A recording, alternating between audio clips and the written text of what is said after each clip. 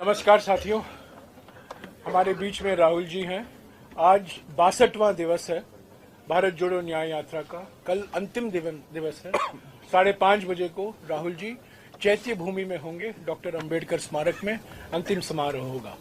पर इस बीच कल रात से कई सनसनीखेज समाचार छपे हैं, जिस पर मीडिया में भी टिप्पणी हुई है। आज दोपहर को कांग्रेस अध्यक्ष ने एक प्रेस कॉन्फ्रेंस किया है, पर ये इतने सनसनीखेज हैं कि राहुल जी का प्रेस कॉन्फ्रेंस भी करना आज शाम को हम सोचे ये जरूरी था। तो मैं राहुल जी से गुजारिश करूंगा वो इस बारे में कुछ बोले, उसके बाद में आप सवाल कर सकते हैं। राहुल जी।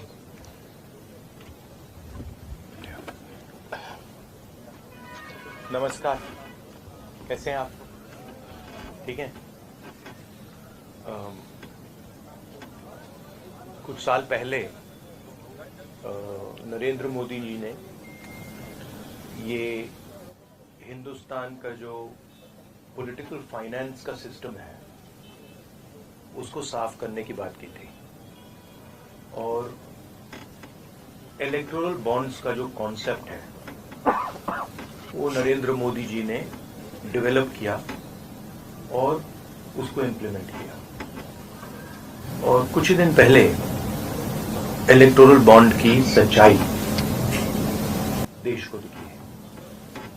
बेसिकली जो नरेंद्र मोदी जी ने इलेक्टोरल बॉन्ड का कॉन्सेप्ट रखा है वो दुनिया का सबसे बड़ा एक्सटॉर्शन रैकेट है। मैं फिर से कह देता हूं, दुनिया का सबसे बड़ा नेशनल लेवल का एक्सटॉर्शन रैकेट है।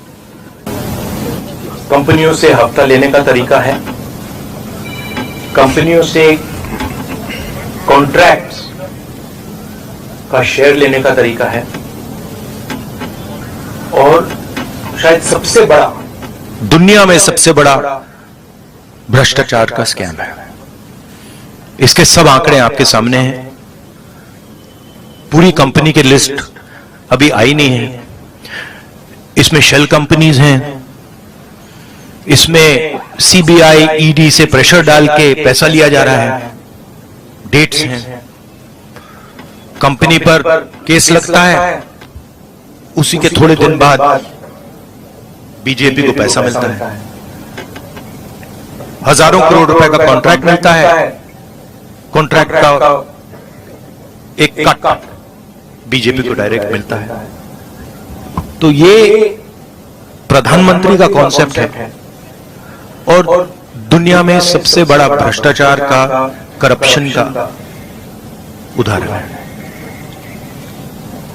अंग्रेजी में बोलूं या some years back, Prime Minister came up with a concept which he claimed was designed to clean Indian political finance.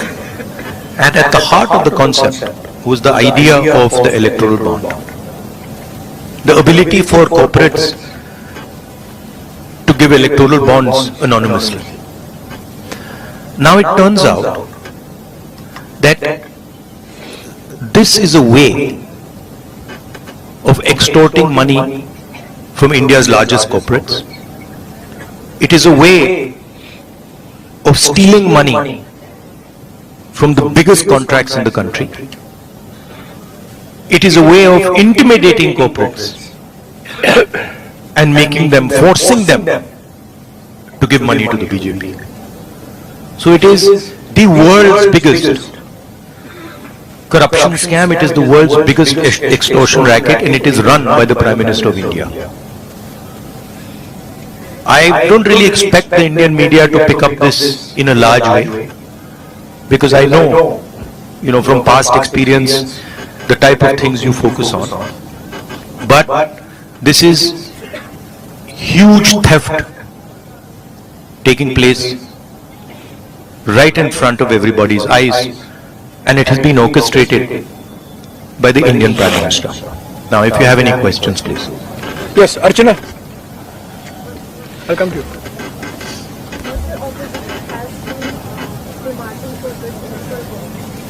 and now it is out. And as we are seeing it, 50% like votes and opposition, whether it is the Congress party or the PMC. So now what will be the further strategy? Look, the question is not whether it is 10%, 20%, 50% more. The question is that none of the opposition parties have access to contracts at the national level. None of the opposition parties are giving highway contracts, are giving defense contracts to these people. Okay? So, none of the opposition parties are controlling the CBI. None of the opposition parties are putting Pegasus on people's phones. None of the opposition parties are controlling the income tax department. None of the opposition parties are controlling the extortion directorate. These are all controlled directly by the BJP and by the Prime Minister of India. And what we are seeing is criminal extortion from corporate India. Every single corporate knows this. They are scared, they are pressured, but this is what is going on. The question here is not opposition. The question here is that months after a contract is given, the corporate is suddenly giving electoral bonds to the BJP. The question here is, immediately after CBI is filing a case, ED is filing a case, the corporate is giving money to the BJP. This is the issue here. Right? Technically, by law for extortion, you need a complaint. In a way, through electoral bonds, in BJP got 5,000 crores, Congress also got around 1,400 crores. So these are allegations. What is the logical conclusion? These are not allegations, these are facts.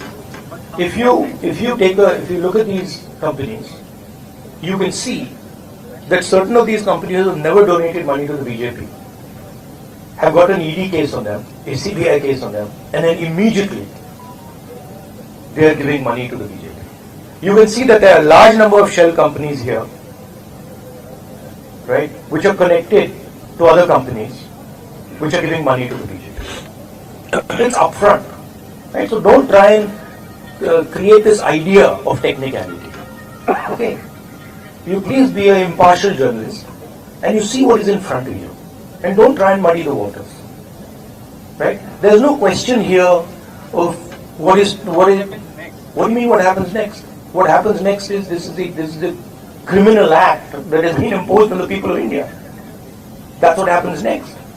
An investigation of this act hopefully takes place. Right? The Supreme Court acts on this, and as important, maybe it's about time some of you start writing about it. Yeah, Haji. जो top 5 donors हैं उसमें से 3 donor वो हैं जिनके यहाँ पर IT या सीबीआई आती है, उसके बाद वो डोनेट करते हैं. अब कल चुनाव आयोग की ओर से डेट भी डिक्लेयर किया जाएगा चुनावों का, तो ये कितना अहम मुद्दा रहने वाला है 2024 चुनावों के लिए आप लोग? नहीं, ये देखिए, ये बहुत अहम मुद्दा तो है, मगर इस स्केल का भ्रष्टाचार, इस लेवल का भ्रष्टाचार कि आप देश की पूरे के पूरे इंफ्रास्ट्रक्चर को करप्शन करने में लगा दो, सीबीआई को, ईडी को, इनकम टैक्स डिपार्टमेंट को, इन्वेस्टिगेटिव सारी के सारी का रोल आप करप्शन बना दो. और आइडिया किसका है? आइडिया प्रधानमंत्री का है. प्रधानमंत्री ने स्वयं कहा कि इलेक्टोरल बॉन्ड्स से पॉलिटिकल फाइनेंस साफ होगा. तो मतलब ये इससे बड़ा भ्रष्टाचार तो हो ही नहीं सकता. और ये गडकरी जी ने नहीं कराया, ये नरेंद्र मोदी जी ने कराया है. सीधी सी बात है. हाँ, अभिनव, एक minute. Abhinav, you're from the Hindu. So you're saying these companies are corrupt, these companies are funding, but most of these companies, they are operating from a state or two states where your government is there, Telangana or in Karnataka, and they are getting mega, for example, MEIL, Mega Engineering Infrastructure and Infrastructure Private Limited, and they got projects in your government, in the states. Like No, Karnataka and- no, you're wrong. That's wrong. Our government in Telangana has come a few months ago. In Karnataka. Right? No, actually you're wrong. That's not what's happened. Again, we are not controlling the ED, we are not controlling the CBI, we are not controlling the income tax department, and there is no correlation between our contracts and between contracts and funding to us. Please take a good look at the dates of these things and you will see that there is a correlation between these things in the BJP. हाँ अजीत, एक minute Ajit. मेरा सवाल भारत जोड़ो यात्रा से जुड़ा हुआ है। ये 5 साल 5 न्याय और 25 गारंटी के बाद भैया हमारा फोकस आज ये भ्रष्टाचार पे है, कल नहीं। इसी पे चल रहा है। अच्छा, तो यात्रा कल खत्म होगा। ये जो चुनाव 2024 का है, ये आपके लिए डू एंड डाई का चुनाव क्या होगा?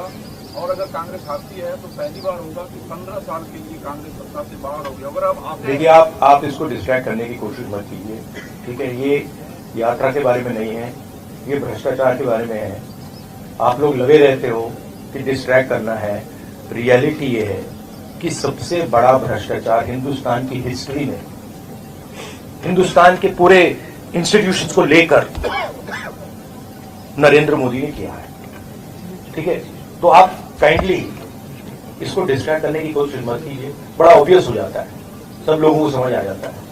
सर मैं एक पॉलिटिकल सवाल पूछूं। हाँ जी, सर इस तरह से महाराष्ट्र की जो भी पार्टियां हैं, शिवसेना है, राष्ट्रवादी है, और भी अलग अलग प्रदेश में इन पार्टियों को दो टुकड़ा किया जो महाविकास आघाड़ी के साथ में है, उसका इफेक्ट कितना पड़ेगा? और नहीं वो दो टुकड़े में वो जो किया उसका पैसा कहां से आया?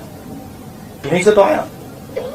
जो ये हिंदुस्तान में state government after state government गिरा रहे हैं, पैसा कहां से आ रहा है? इधर से तो आ रहा है। और ये अभी तो छोटा सा भाग दिखा है। तो इन्होंने पूरे के पूरे सिस्टम को एक्सटॉर्शन का सिस्टम बना दिया है। पॉलिटिकल पूरे स्ट्रक्चर को इन्होंने कैप्चर कर दिया है। सीबीआई इन्वेस्टिगेशन नहीं करती है, ईडी इन्वेस्टिगेशन नहीं करती है, एक्सटॉर्शन करती है। किसके लिए? बीजेपी के लिए।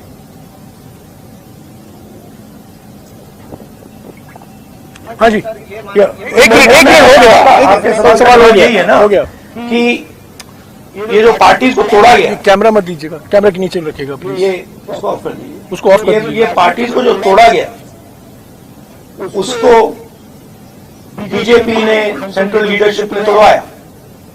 तो ऑब्वियस है, वो तो मतलब अमित शाह वही काम करते रहते हैं। उन्होंने उनको पैसा दिया, ये भी सब जानते हैं, पूरा महाराष्ट्र जानता है पैसा कहां से आया। मैं आपको बता रहा हूं पैसा कहां से आया। बट सबसे बड़े कॉन्ट्रैक्ट्स हैं, उसका हिस्सा लेकर बीजेपी ने सरकार को गिराया। तो नीति यही है, फाउंडेशन यही है। हाँ जी, राहुल जी, तो इस मुद्दे को लेकर आप सुप्रीम कोर्ट जाएंगे? जो भ्रष्टाचार हुआ है आपका मानना है, तो इसको इस मुद्दे नहीं, मेरा मानना मतलब आपने पढ़ा नहीं इसके बारे में क्या? आपने अभी बोला तो आपने लिस्ट दी थी कंपनी की, आप मीडिया में है ना? नहीं जाएंगे क्या, हम रेज करेंगे, मगर आपका भी काम बनता है ना। कहां कर रहे हो आप? तो ऐसे बोल रहे हो जैसे हुआ ही नहीं। तो मेरा कहना है, हाँ सुप्रीम कोर्ट का रोल है, आपका रोल है। ये पूरा का पूरा जो हिंदुस्तान का इंस्टीट्यूशनल फ्रेमवर्क है, इसको बीजेपी ने कैप्चर कर रखा है। और पूरे सारे के सारे इंस्टीट्यूशंस इसी काम में लगे हुए हैं। ये एंटी नेशनल एक्टिविटी हो रही है, इससे बड़ी एंटी नेशनल एक्टिविटी हो ही नहीं सकती। और दुनिया में सबसे बड़े लेवल पे हो रही है, सबसे मतलब मैक्सिमम जैसे किया जा सकता है वैसे किया जा रहा है हिंदुस्तान में।